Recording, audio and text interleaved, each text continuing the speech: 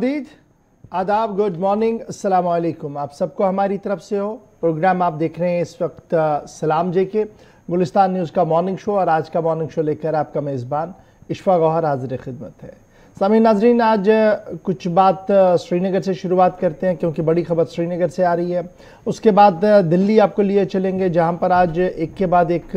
बड़ी मीटिंग्स है, वहां पर क्या कुछ होने जा रहा है। वापस जब श्रीनगर की मौजूदा सूरत हाल पर हम गुफ्तगू करेंगे तो बताएंगे कि लेफ्टिनेंट गवर्नर इंतज़ामिया ने दिल्ली रवाना होने से पहले क्या कुछ फैसले लिए हैं, उस पर भी गुफ्तगू करने की कोशिश करेंगे। मुल्क की सियासत पर भी बात रखेंगे और आपको बात सऊदी अरब की भी बताएंगे जहाँ पर कई लोगों के ज़ख्मी होने की इस वक्त इतलात जो है वो मौसूल हो रही है। ये सब कुछ हम आपको बताएंगे, एक एक करके हर एक तफसील आपको बताएंगे। ग्राउंड ज़ीरो पर भी लिए चलेंगे। 10 बजे तक इस प्रोग्राम को आप तक ले आने की कोशिश करेंगे और 9:40 पर हस्बे वादा आप और हम करेंगे बात, और आखिरी 15 से 20 मिनट जो रहेंगे उसमें आप अपने मसाइल हुकूमत तक पहुंचाने की कोशिश भी करेंगे। तो फिलहाल आप टीवी पर हमें देख रहे हैं तो हमारे सोशल मीडिया प्लेटफॉर्म का फटाफट से इस्तेमाल कीजिएगा। फेसबुक, ट्विटर, इंस्टाग्राम के साथ साथ हमारी ऑफिशियल वेबसाइट www.gulistannews.in पर लॉगिन ज़रूर कीजिएगा और वहाँ पर आप खबर पढ़ेंगे भी, टीवी को देखेंगे भी, और आप और हम वहाँ पर बिलवास्ता बात भी कर सकते हैं। यानी आप अपनी दिल की बात रख सकते हैं, प्रोग्राम के बारे में आरा रख सकते हैं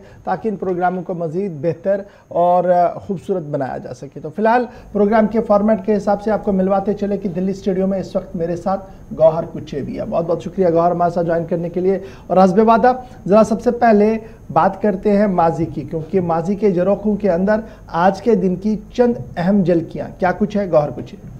शुक्रिया इशफाक को। प्रोग्राम की शुरुआत करते हैं तारीख की आज के दिन के हवाले से। आज के दिन की अगर हम बात करेंगे तो आज ही के दिन 1953 में बरतानवी हुकूमत ने गयाना के आइन को मुअत्तल किया है। वो आज ही का दिन था। और आज ही के दिन 2006 में गूगल ने यूट्यूब के कब्जे का ऐलान किया है। और आज ही के दिन 2005 में यूरोपीय सैटेलाइट क्रायोसैट का तजुर्बा नाकाम हुआ है। और आज ही के दिन हिंदुस्तानी इलाकाई फ़ौज की तश्कील हुई है, यानी कि 1949। और आज ही का दिन था जब हिंदुस्तानी इलाकाई फ़ौज की तश्कील हुई है।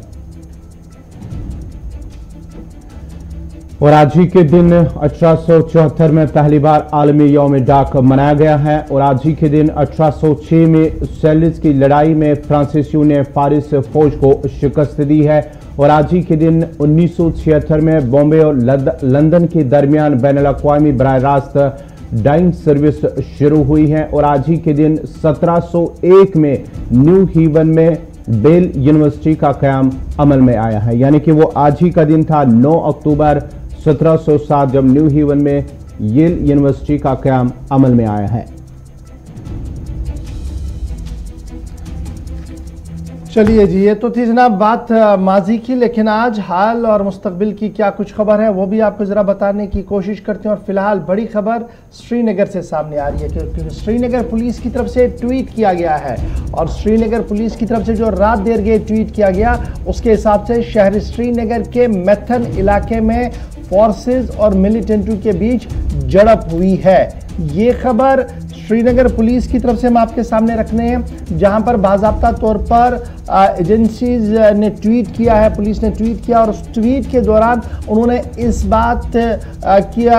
का खुलासा पेश किया है कि रात देर गए सिक्योरिटी एजेंसीज ने, जिनमें CRPF है, जम्मू कश्मीर पुलिस है, मुश्तरका कार्रवाई की और वो कार्रवाई अब एनकाउंटर में तब्दील हुई है। और अगर आप इस खबर के पस मंज़र में देखेंगे तो 24 घंटों के दौरान ये दूसरा शूट आउट होगा या ये दूसरा इंसिडेंट होगा शहर श्रीनगर के अंदर। रात देर गए के इंसिडेंट के बारे में थोड़ी देर में हम आपको ज़रूर तफसीलात फराहम करेंगे, लेकिन फिलहाल जो अभी की सबसे बड़ी खबर है वो मैथन इलाके की है। और जहां पर सिक्योरिटी एजेंसीज की तरफ से ये दावा पेश किया गया है कि इस इलाके के अंदर रात देर गए ऑपरेशन चलाया गया और इस वक्त ये ऑपरेशन जो है जारी है, एनकाउंटर अभी भी जारी है, क्योंकि अभी तक पुलिस की तरफ से कोई दूसरा वजाहती बयान इस पूरे मामले पर नहीं आया है। रात देर गए तकरीबन 1 बजे के आसपास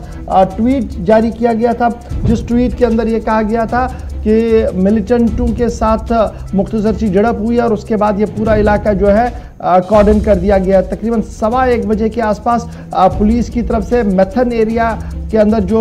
मामला हुआ है उस पर ट्वीट किया, कहा गया कि CRPF and police are on job, further detail shall follow. Police की तरफ से इतना सा ट्वीट जो है वो किया गया, लेकिन जमीनी सूरत हाल है क्या, इसको जानने के लिए हम सीधे चलेंगे श्रीनगर, जहां से सईद तजम्मुल हमारे साथ इस वक्त ज्वाइन कर चुके हैं। तजम्मुल, बहुत शुक्रिया जी ज्वाइन करने के लिए। रात देर गए पुलिस की तरफ से ट्वीट तकरीबन 1:15 बजे के आसपास, और उस ट्वीट में यह कहा गया है कि ब्रीफ एक्सचेंज ऑफ फायर हुआ है जी मैथन छानपोरा इलाके के अंदर, और उसके बाद पूरा इलाका जो है वो कॉर्डन के अंदर है। और कल हमने देखा जो शूट आउट हुआ था उसमें पुलिस की तरफ से बयान दिया गया था कि एक मिलिटेंट जो है वो जी फरार हो गया है जी वहां से, और अब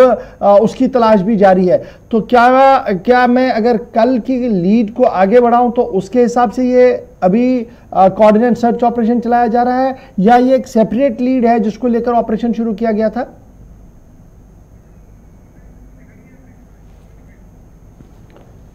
मैथन इलाके से जो खबर है वहां पर पुलिस की जानिब से रात देर गई तकरीबन 1:15 बजे के करीब एक ट्वीट किया गया है। ट्वीट में कहा गया है कि मैथन इलाके में जो है फोर्सेज और जो पुलिस और सीआरपीएफ है उनके साथ मिलिटेंटों के साथ एक झड़प हुई है। फिलहाल उन्होंने इस हवाले से जो वजाहती बयान है अभी तक जो है जारी नहीं किया, लेकिन तब 1:15 बजे के करीब उन्होंने कहा कि एक झड़प हुई है, वहां पर मिलिटेंट मौजूद है। मिलिटेंटों की जो छानपोरा इलाके में जब नटीपोरा इलाके में जब कल शाम इनकाउंटर हुआ था उसमें उन्होंने कहा था कि एक मिलिटेंट की हलाकत हुई है और एक मिलिटेंट वहां से फरार हुआ है। उसके बाद ही रात देर गई तकरीबन 1:15 बजे के करीब। सईद तजम्मुल इस वक्त हमारे साथ है। तजम्मुल, जरा डिटेल्स बताइएगा, ये जो मैथन की खबर सामने आ रही है जिस पर पुलिस का ट्वीट सामने आया, क्या पुलिस की तरफ से मजीद कोई वजाहती बयान सामने आया और क्या कुछ ग्राउंड जीरो पर इस वक्त हलचल है? बिल्कुल, देखिए 1:30 बजे के करीब मैथन छानपोरा में भी सर्च ऑपरेशन शुरू कर दिया गया। इससे कबल यह सर्च ऑपरेशन जो था रावतपोरा नटीपोरा के बाद करीबन 1:30 बजे रात एक मिलिटेंट के मारे जाने के बाद बताया जाता है कि 1:30 बजे के करीब मैथन इलाके में मिलिटेंटों की मौजूदगी की इत्तला मिलने के बाद Jammu Kashmir police, CRPF, SOG ने कॉर्डन ऑफ किया, सर्च ऑपरेशन शुरू कर दिया। कुछ फायरिंग के शॉट्स इलाके में सुनाई दिए। उसके बाद ताजा इत्तलात में यह भी है कि शायद मिलिटेंट इस एरिया से भी भाग गए हों, क्योंकि जिस वक्त मैथन में ये कोऑर्डिनेट सर्च ऑपरेशन चला था उस वक्त जम्मू कश्मीर पुलिस की बड़ी टोलियां आसपास में देखी जा सकती थी, लेकिन उसके बाद ऑपरेशन को कॉल ऑफ करने से पहले खदशा यह है कि शायद मैथन छानपोरा से भी मिलिटेंट जो हैं भाग निकले हैं। लेकिन अभी भी सर्च ऑपरेशन जो है कई एक जगहों पे चलाया जा रहा है। हालांकि मैथन और आसपास के इलाके में जो इस वक्त सूरत हाल है उसमें साफ तौर पर देखा जा सकता है कि नाका जो police station police post Chanapora के बीच में है, नाका जो इसके बाद रावतपोरा के आसपास के एरिया में है। लेकिन जम्मू कश्मीर पुलिस अब अभी तक इसको एक सीनियर पुलिस अफसर बता रहे हैं कि शायद मिलिटेंट भाग गए हों, लेकिन जो लोकल पुलिस है या लोकल जो इस ऑपरेशन के साथ अफसरान थे उनके मुताबिक सीआरपीएफ की तरफ से एक वार्निंग फायर शॉट किया गया, लेकिन उसके बाद पुरअमन तौर पर यह माहौल जो है खत्म हो चुका है। यानी अभी ये ऑपरेशन ऑलमोस्ट खत्म हो गया, लेकिन सिर्फ ऑफिशियल ब्रीफिंग का इंतजार है, ऑफिशियली अभी कुछ कम्युनिकेट नहीं किया गया है। तकरीबन आया है कि शायद एरिया में भी मिलिटेंट हों और उसके बाद मिलिटेंट जो है इस इलाके से भाग गए हों, क्योंकि रात का अंधेरा, उसके बाद सर्च ऑपरेशन के दौरान सीआरपीएफ जम्मू कश्मीर पुलिस ने, चूंकि मैथन का इलाका काफी कंजेस्टेड एरिया है और आबादी से खचाखच भरा है, और खदशा एक तरफ यह कि शायद मैथन का इलाका जो है यहाँ से मिलिटेंट भाग गए हों। दूसरा यह है कि शायद सीआरपीएफ की तरफ से एक तरफ फायर किया हो और वार्निंग शॉट के तौर पर कि मिलिटेंट शायद बाहर आ जाएं और उसके बाद इनकाउंटर तब्दील हो जाए, ये सारी सूरत हाल। लेकिन जो ताजा इत्तलात है उसमें जम्मू कश्मीर पुलिस के हवाले से खदशा है कि मिलिटेंट जो है वो इस इलाके से भाग गए हों। जरा ये भी बताएगा कल जो नटीपोरा इलाके में इनकाउंटर हुआ, नटीपोरा और मैथन के दरमियान कितना फासला है? क्या जो वहां पर जो मिलिटेंट फरार हुआ, जो पुलिस का कहना है कि वहां पर एक मिलिटेंट फरार हुआ, क्या ये वही मिलिटेंट हो सकता है कि या वहां पर जो मैथन इलाके में मिलिटेंटों की मौजूदगी की इतला के बाद जो है सर्च ऑपरेशन शुरू किया गया था? बिल्कुल, देखिए ये 2 किलोमीटर का ही रेडियस है। जब आप नटीपोरा चौक से शुरू करके मैथन जाना शुरू करके, बल्कि 1 से 1.5 किलोमीटर के आसपास में ही ये डिस्टेंस होगा, ज्यादा दूर नहीं है। लेकिन जो मिलिटेंटों का कल जो निशाना था सिक्योरिटी फोर्सेस का, वो नटीपोरा रावतपोरा का ब्रिज था जो कि बागात एमईटी की तरफ रोड जाती है। तो उस एरिया से मिलिटेंट का भाग जाना, क्या उस तरफ का एरिया वो बाद में ले लेगा, सनत नगर वगैरह जो आता है, बागात चौक वगैरह। लेकिन दूसरी तरफ जब आप 1 से 1.5 किलोमीटर के एरिया में आप मिथन और उसके बाद नटीपोरा के एरिया को देखते हैं, तो मुझे लगता है कि इत्तेफाक भी हो सकता है। और 1:30 बजे के बाद क्रैकडाउन सर्च ऑपरेशन चलना, फायरिंग के कुछ राउंड सुनना इस इलाके में, मिथन इलाके में, और उसके बाद सुबह सुबह जब जम्मू कश्मीर पुलिस अपना सर्च ऑपरेशन कॉल ऑफ कर रही थी, कोई खातिर का कामयाबी हाथ नहीं लगी। और जराये के हवाले से खबर है कि जहां एक तरफ एक मिलिटेंट नटीपोरा में पुलिस के हवाले से उन्होंने खुद कन्फेस किया कि वो भाग गया, और यहाँ पर भी खदशा है कि मिथन छानपोरा में भी इनकाउंटर के दौरान मिलिटेंट भाग गए। बहुत बहुत शुक्रिया सईद तजम्मुल हमारे साथ ज्वाइन करने के लिए। लेकिन जनाब मिथन की खबर तो आपको सुना दी, लेकिन फटाफट से आपको ये भी याद दिला दे कि रात देर गए क्या कुछ हुआ था, क्योंकि 8:30 से 9 बजे के भी जो लीड्स डेवलप हो रही थी, ये तस्वीर, ये जो वीडियोज़ है रात देर गए किया कि किस तरीके से जम्मू कश्मीर पुलिस का कहना था कि शहर ये जो मरकज़ के ज़ेर इंतज़ाम खिता जम्मू कश्मीर जो है, इसके दारुल हुकूमत श्रीनगर के नटीपोरा इलाके में जुमे की शाम सिक्योरिटी फोर्सेस और मिलिटेंटों के दरमियान हुई तसादुमाराई में एक मिलिटेंट मारा गया। और जब ये एक मिलिटेंट मारा गया तो फिर पुलिस ने बाज़ाब्ता तौर पर उसकी शिनाख्त भी की और कहा गया कि जनाब उसका ताल्लुक जो है वो शोपियां से है और लश्कर तैयबा ममनुआ तंजीम के साथ है। और फिर ये भी कहा गया कि किस तरीके से पुलिस ने ये सारा मामला जो है वो चलाया। और तकरीबन 40 से 45 मिनट तक इस पूरे इलाके के अंदर काफ़ी दहशत रही है, चूँकि ये काफ़ी बिजी एरिया रहा था। लेकिन एक मिलिटेंट के मारे जाने की तस्दीक कल रात देर के पुलिस ने की और उसका ताल्लुक बताया गया कि वो जो है जी शोपियां इलाके से, ट्रांस शोपियां इलाके का है, और बाज़ाब्ता तौर पर नाम भी उन्होंने सामने रखा था। ये तो थी जनाब कल की बात। लेकिन अब आपको ये भी बताते चले, जब सूरत हाल इस तरीके की हो, एक तरफ से नामालूम मुसल्लह अफराद की तरफ से फायरिंग की गई हो, श्रीनगर के मुख्तलिफ शहरों के अंदर सिविलियंस को टारगेट बनाया गया हो, उसके बाद पैदर पे ये दो तीन चीज़ें हमारे सामने हैं, तो कल रात देर के इंतज़ामिया ने एक और बड़ा फैसला लिया है। और महकमा दाखिला की तरफ से जारी किए गए बयान के मुताबिक अफसरों के तबादले भी किए गए हैं और महकमा पुलिस के अंदर 18 पुलिस अफसरों के तबादले रात देर गए लेफ्टिनेंट गवर्नर के हुक्मनामे के तहत जारी कर दिए गए हैं। और ये जो तबादले जारी कर दिए गए हैं, इनमें कई SSPs, DIGs को तब्दील किया गया है और एवेटिंग ऑर्डर्स बहुत सारे लोगों का था, उन्हें वापस जो है वो एडजस्ट भी किया गया। और इस ऑर्डर में जो 2-3 चीज़ें बड़ी इंपॉर्टेंट है, फटाफट से आपको बताते चले। अल्ताफ़ शाह साहब अब SSP सिक्योरिटी होंगे जी, उन्हें तैनात कर दिया गया है। उसके साथ साथ अरुण गुप्ता जो कठुआ के अंदर थे प्रिंसिपल, उन्हें ट्रांसफ़र करके SSP साइबर क्राइम इन्वेस्टिगेशन, इन्हें बहुत बड़ी जिम्मेदारी सौंप दी गई है। अरुण गुप्ता को ये होंगे जी SSP क्राइम इन्वेस्टिगेशन। और उसके साथ साथ गौहर अहमद खान, इन्हें एडिशनल SP बडगाम तैनात कर दिया गया है। प्रदीप सिंह, इन्हें एडिशनल SP कुपवारा तैनात कर दिया गया। और इस तरीके से ये जो 18 पुलिस अफसरों की फहरिस्त है, इसमें आप हर ज़िले के अंदर किसी न किसी नए चेहरे को जो है वो देखेंगे। तो ये माना जा रहा है कि ये रूटीन ट्रांसफ़र है, पुलिस की तरफ से कहा गया है। लेकिन बावसूख ज़राया और पावर कॉरिडोर से जो खबर है वो ये है कि शेकअप आने वाले दिनों में और भी होगा, और न सिर्फ पुलिस इंतजामिया में बल्कि सिविल एडमिनिस्ट्रेशन के अंदर भी कई तबादले और तकर्रुरियां जो है वो आने वाले चंद दिनों के अंदर अंदर देखने को मिल सकती है। ये तो थी बात जनाब एनकाउंटर की और पुलिस की तबादलों और तकर्रुरियों के हवाले से। अब जरा आपको बताते हैं कि मरकजी वज़ीर दाखिला ने क्या कुछ फैसला लिया है। जी हाँ, मरकजी वज़ारत दाखिला की जानिब से जहाँ शहरी हलाकतों को लेकर 2 रोज़ कबल ही यानी कि कल भी एक मीटिंग हुई और परसों भी वज़ारत दाखिला अमित शाह की सदारत में एक आला सतही मीटिंग हुई है, जिसमें IB, RA, इंटेलिजेंस ब्यूरो के अफसरान भी इसमें शामिल थे। कल भी एक मीटिंग हुई है और जम्मू कश्मीर के LG मनोज सिन्हा को भी दिल्ली तलब किया गया, जो जम्मू कश्मीर खासकर वादी कश्मीर के हालात को लेकर उनसे तफसीलात तलब की गई हैं। और उसके बाद ही कल शाम जब ये फैसला लिया गया है कि वादी कश्मीर को काउंटर टेररिज्म एक्सपर्ट की टीम जो है उससे वादी की ओर रवाना किया गया है। जब पहली मीटिंग के बाद फैसला लिया गया, उसके बाद ही कल सुबह टीम को वादी की ओर रवाना किया गया, जो वहां पर पुलिस और दीगर फोर्सेज एहलकारों के साथ तालमेल के साथ उनकी मदद से काम करेंगे, क्योंकि जिस तरह से टारगेट किलिंग हो रही है लगातार वादी के अंदर, उसको रोकने के लिए एक टीम को भेज दिया गया है वादी के अंदर, जो इस पर रोकने की भरपूर कोशिश करेंगे पुलिस और दीगर सिक्योरिटी फोर्सेज के अफसरान के साथ। अमित शाह और लेफ्टिनेंट गवर्नर के दरमियान एक अहम मशावरत आज बाद दोपहर होने जा रही है और ये मशावरत और ये मीटिंग तब हो रही है जब श्रीनगर शहर के अंदर पे दर पे सिविलियन कैजुअलिटीज हुई है और छोटे हथियारों का बेतहरीक इस्तेमाल हुआ है और उसके फौरन बाद मरकजी वजारत दाखिला के अंदर आला सतही मीटिंग गुज़श्ता दिनों हुई है जिसमें इस बात का फैसला लिया गया कि इंटेलिजेंस ब्यूरो के आला अफसर श्रीनगर जाएंगे और उसमें काउंटर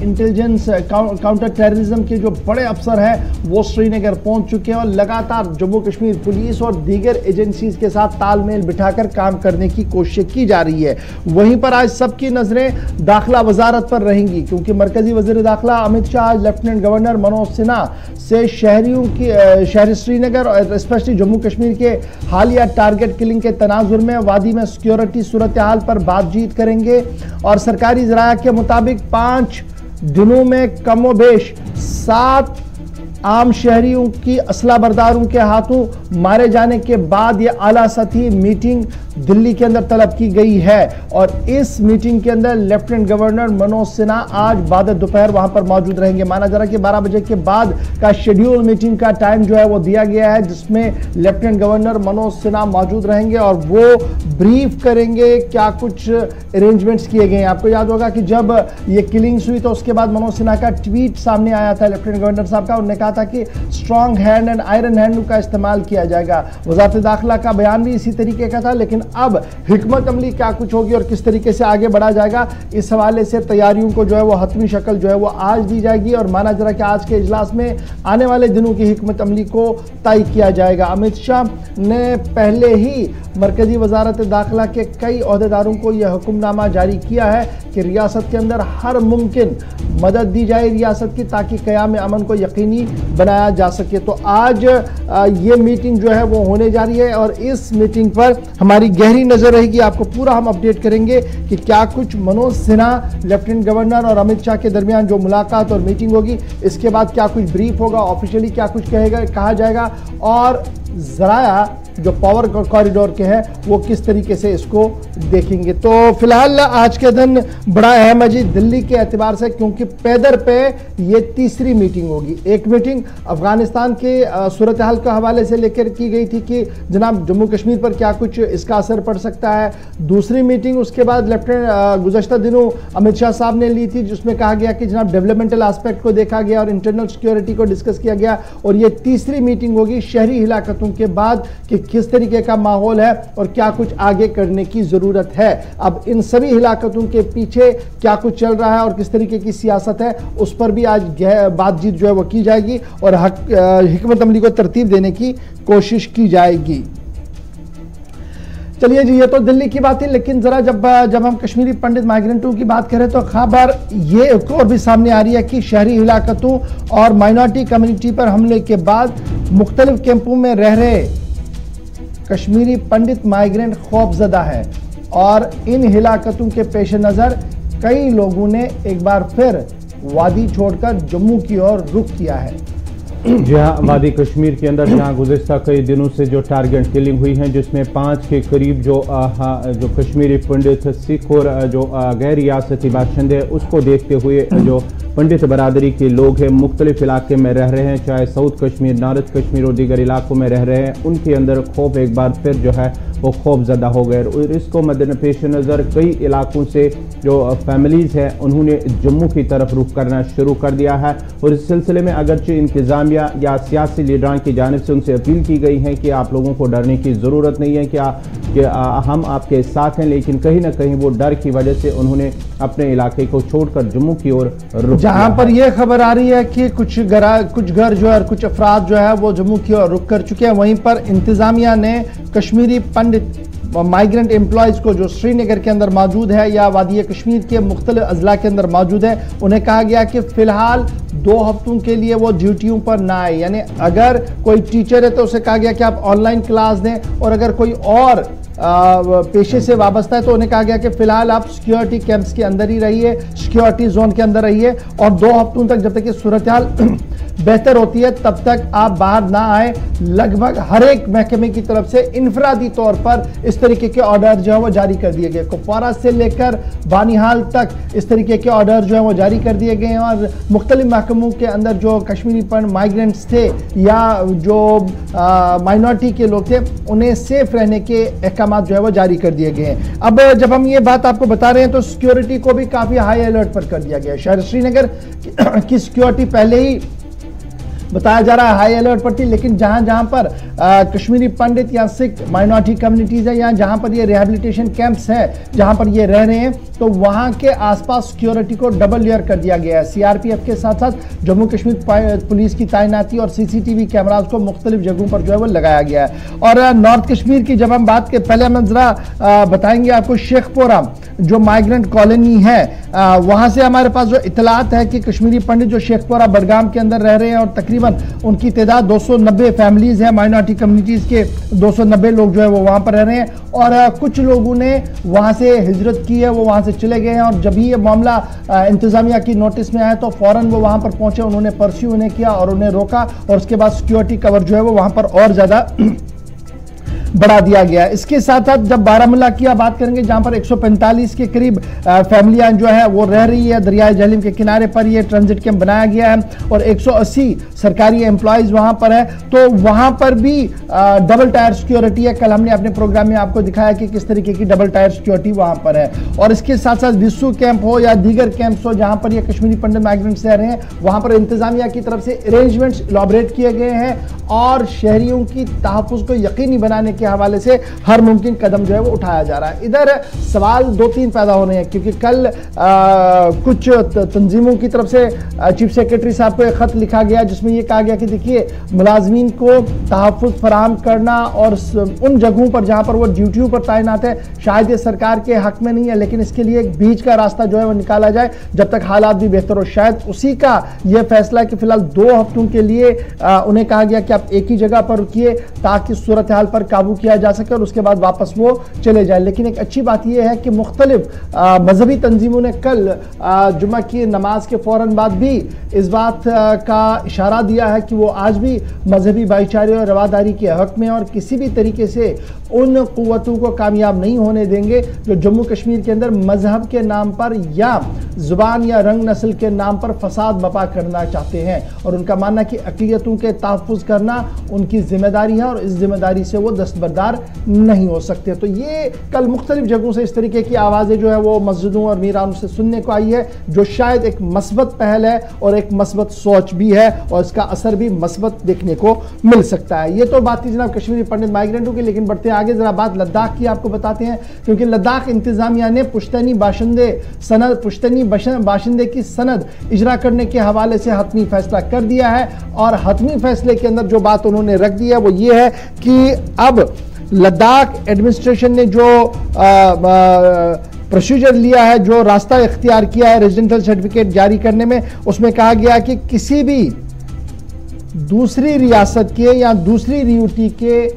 बाशिंदे को अहल नहीं माना जाएगा सर्टिफिकेट देने के लिए। यानी लद्दाख की जो आबादी है आज के दिन में और जो लद्दाख के अंदर रिहाइश पजीर आज के दिन में है, पुश्तैनी तौर पर वहां पर रिहाइश पजीर है, सिर्फ उन्हीं को पीआरसी जो है वो दे दी जाएगी, नंबर 1। और साथ साथ ये भी कह दिया गया है कि तरक्याती मंसूबों को हतमी शक्ल देने के लिए भी हाई पावर कमेटी तश्कील और नौकरियों में तेजी लाई जाए और भर्ती अमल को तेज किया जाए, इस सिलसिले में भी फास्ट ट्रैक बुनियादों पर काम किया जाएगा। 3 मुतालबे बड़े थे लद्दाख की तरफ से कि पुश्तैनी बाशिंदे की सनद मिलनी चाहिए, उस हवाले से अब बाज़ाब्ता तौर पर काम शुरू हो गया है। नॉन गेजेटेड पोस्टों में भर्ती होनी चाहिए, उस पर भी लेफ्टिनेंट गवर्नर साहब ने जो है वो अपना फैसला दे दिया है। और अब सियासी मामला जो है कि अब बाइख्तियार बनाया जाए जी हिल काउंसिल को और बाज़ाब्ता तौर पर लेजिस्लेशन दी जाए, वो एक बड़ा मामला है। लेकिन फिलहाल सवाल जो है क्या कुछ चल रहा है और किस तरीके से इस पूरे फैसले को देखा जा रहा है, सीधे चलेंगे इसहाक के पास। इसहाक, बहुत शुक्रिया जी ज्वाइन करने के लिए। फटाफट से जरा अपडेट कीजिएगा, ये जो लेफ्टिनेंट गवर्नर एडमिनिस्ट्रेशन ने कल बड़ा फैसला लिया है कि पीआरसी जो देनी है उसमें अहल कौन होगा और किस तरीके से अब इस पूरे फैसले को देखा जा रहा है। जी आपको बताते चले जिस तरह से लद्दाख के अंदर इससे पहले रेजिडेंस सर्टिफिकेट टेम्परेरी बेसिस पे रेजिडेंस ऑफ लद्दाख को डिफाइन किया था। खासकर जब नोटिफिकेशन जारी किया था, उस नोटिफिकेशन में पैराग्राफ 6 ऑफ लद्दाख के जो है ऑर्डर जारी किया था रेजिडेंस सर्टिफिकेट के हवाले से टेम्परेरी डिफाइन किया था। उसमें कहा था कि आने वाले वक्त में दूसरे ऑर्डर में जो प्रोसीजर हैं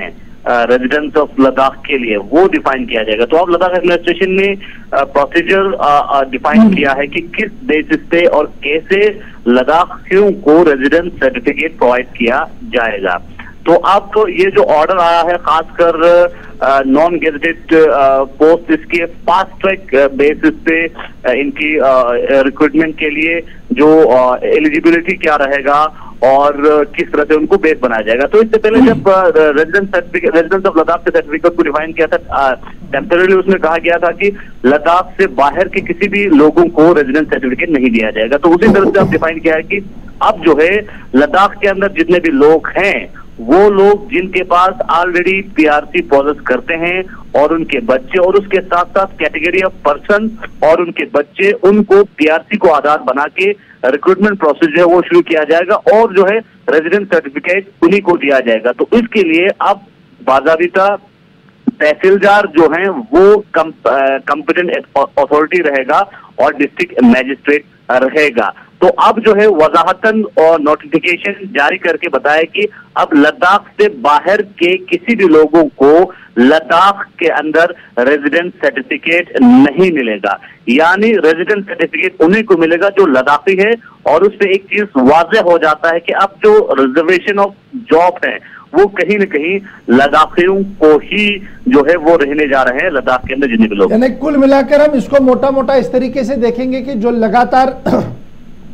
मांग लद्दाख की तरफ से थी, लद्दाख की सिविल सोसाइटी या पॉलिटिकल ग्रुप्स की तरफ से थी, उस पर लगभग 70 to 80% काम हो गया है और अब सिर्फ एक दो चीजें ही रह गई हैं। जी, खासकर नॉन गेजेटेड पोस्ट के लिए आप आए हैं। आप गेजेटेड पोस्ट के लिए किस तरह की रूल बनेगा और किस तरह की चीजें बनेगा, लेकिन अब आने वाले वक्त में देखने वाली बात है कि आप इस डिसीजन के बाद, इस ऑर्डर के बाद, जिस तरह से पहले पैराग्राफ जो ऑर्डर जारी किया था पैराग्राफ 6 के तहत, और उसी के बाद अब ये जो ऑर्डर आया है उसके बेस पे ये जो ऑर्डर जारी किया है, इस पे एक्सपर्ट के किस तरह के कमेंट रहेगा ये देखने वाली बात अहम होगी। और इसके बाद अब जिस तरह से अनएम्प्लॉयमेंट एक बहुत बड़ा इशू लद्दाख के अंदर बना हुआ है, उसको फुलफिल करने के लिए आखिर रिक्रूटमेंट बोर्ड कब बनेगा और रिक्रूटमेंट कब होगा, सभी इसी के इंतजार में हैं। और जनरली ये भी बताइएगा, ये जो पॉलिटिकल डेवलपमेंट की जब हम बात करते हैं तो दिल्ली के अंदर कमेटी बनाई गई थी और गुज़श्ता दिनों ये कहा गया था कि बहुत जल्द जी कमेटी की मीटिंग लद्दाख और लद्दाख के लोगों से होगी, उन ग्रुपों से होगी जो लगातार राब्ते में हैं। तो क्या उस हवाले से कोई पेशरफ्त हुई है? क्या कोई बात आगे बढ़ पाई है? जी, फिलहाल पॉलिटिकल डेवलपमेंट के हवाले से लद्दाख के अंदर और खासकर लद्दाख और दिल्ली के बीच में एक बहुत बड़ी पॉलिटिकल डेवलपमेंट कंटेम्प्रेरी पॉलिटिक्स में देखने को मिल रहा था, उसमें फिलहाल खामोशी छाई हुई है। और फिलहाल जो है दिल्ली से बुलावा आना था, लद्दाख के जो मेंबर्स को ज्वाइंटली मीटिंग करना था, उस पर फिलहाल गुफ्तगू जो है वो आगे बढ़ते हुए नजर नहीं आ रहा है। हालांकि इस बीच LHDC लेह और करगिल के CCs ने एक अहम स्टेटमेंट दिया है। उनकी तरफ से कहा गया कि हिल काउंसिल के एक्ट में तरमीम करने की जरूरत है और जो खासकर जिस तरह से पावर में क्लैश होता है, यूटी एडमिनिस्ट्रेशन और काउंसिल के बीच में जो पावर में कहीं ना कहीं क्लैश होता है, एक मुकाम पे आके डुप्लीकेसी आ जाता है, कॉन्फ्लिक्ट आ जाता है, तो उसको मद्देनजर रखते हुए उन्होंने उनके अहम डिमांड थे। और खासकर इस वक्त जो है चीफ एग्जीक्यूटिव ऑफिसर CEO जो LHDCs का है, दोनों काउंसिल का, वो डिप्टी कमिश्नर है और उनका मानना है कि रूल में कहीं न कहीं तरमीम लाके अब यूटी बना है तो कमिश्नर सेक्रेटरीज और सेक्रेटरीज के लेवल के हिसाब से एक्ट बनाने की जरूरत है। फिलहाल बहुत बहुत शुक्रिया जी हमारे साथ ज्वाइन करने के लिए और इसाक बताने के लिए कि क्या कुछ सूरत है। फिलहाल कहीं पर राहत है और कुछ परेशानियां अभी भी लद्दाख को 2 साल मुकम्मल होने जा रही हैं जब लद्दाख भी यूटी बनाए, लेकिन अभी भी बड़े फैसले जो लेने हैं जिसके तहत लद्दाख एक बाइख्तियार इलाका बन सके, उसमें अभी भी बड़ी रुकावटें दरपेश हैं और उन रुकावटों को दूर करने के लिए लद्दाख की आवाम भी सरापा एहतजाज भी है और लगातार बात भी करती आ रही है। बढ़ते हैं जी आगे, जरा बात महबूबा मुफ्ती की करते हैं क्योंकि खबर इस वक्त श्रीनगर से डेवलप हो रही है कि साबिक वजीर आला महबूबा मुफ्ती को जनूबी कश्मीर के दौरे पर जाना था और जनूबी कश्मीर दौरा शायद उनका ना हो, क्योंकि खबर इस वक्त जो जम्मू कश्मीर से आ रही है वो ये आ रही है कि पुलिस की भारी नफरी उनके मरकजी गेट पर तैनात कर दी गई है। जहां श्रीनगर से इस वक्त की बड़ी खबर इस वक्त जो आ रही है कि साबिक वज़ीर आला महबूबा मुफ्ती को एक बार फिर खाना नजरबंद रखा गया है। उन्हें अनंतनाग का दौरा करना था और अनंतनाग के दौरे से कबल ही पुलिस की जानिब से वारी नफरी जो इनको गेट के बाहर तैनात किया गया और उन्हें बाहर जाने की इजाजत नहीं दी गई है। पुलिस की जानिब से बाज़ाब्ता तौर पर उनके गेट के बाहर एक गाड़ी रखी गई है और गाड़ी उन्हें इस हवाले से कहा गया है कि आपको बाहर जाने की इजाजत नहीं दी जाएगी। महबूबा मुफ्ती को अनंतनाग का दौरा करना था और इससे पहले ही इंतजामिया की जानिब से उन्हें खाना नजरबंद रखा गया है। बड़ी खबर इस वक्त श्रीनगर से आ रही है, जहां पर साबिक वजीर आला महबूबा मुफ्ती को जनूबी कश्मीर अनंतनाग जाना था और शेड्यूल्ड विजिट ये उनका अनंतनाग का था, लेकिन इंतजामिया ने फिलहाल अनंतनाग जाने की शायद इजाज़त नहीं दी है और यही वजह है कि मकामी पुलिस थाने की नफरी और एक गाड़ी उनके गेट पर तैनात कर दी गई है ताकि वो बाहर ना जाए। और बंकर जो है, जैसे लास्ट टाइम भी हमने देखा था कि पुलिस बंकर, गाड़ी बंकर जो है ये लगाई जाता है गेट पर ताकि अंदर बाहर कोई न जाए। तस्वीर आपके सामने है और इस खबर को ज़रा से हमारे पास इत्तला मिली थी कि पुलिस ने बाज़ाब्ता तौर पर कन्वे कर दिया है महबूबा मुफ्ती को कि सिक्योरिटी सूरत हाल के पेश नज़र वो बाहर नहीं आ सकती हैं, इसलिए उन्हें यहाँ पर रखा गया। अब ये अनंतनाग आने का मामला जो है ये माना जा रहा है कि पार्टी ज़रा से जो हमारे पास खबर है कि वो